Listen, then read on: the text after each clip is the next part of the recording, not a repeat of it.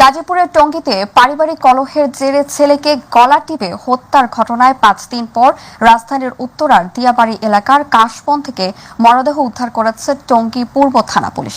নিহত আব্দুর রহমান মুসা টঙ্গীর Gopalpur Holy Crescent high স্কুলে ২য় শ্রেণীতে লেখাপড়া করত। এই ঘটনায় শিশুটির বাবা মহিউদ্দিন গ্রেপ্তার করেছে পুলিশ।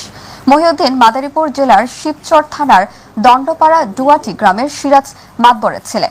মরদেহটি ময়নাতদন্তের জন্য গাজীপুরের শহীদ তাজউদ্দিন আহমেদ মেডিকেল কলেজ হাসপাতালের মর্গে পাঠিয়েছে পুলিশ।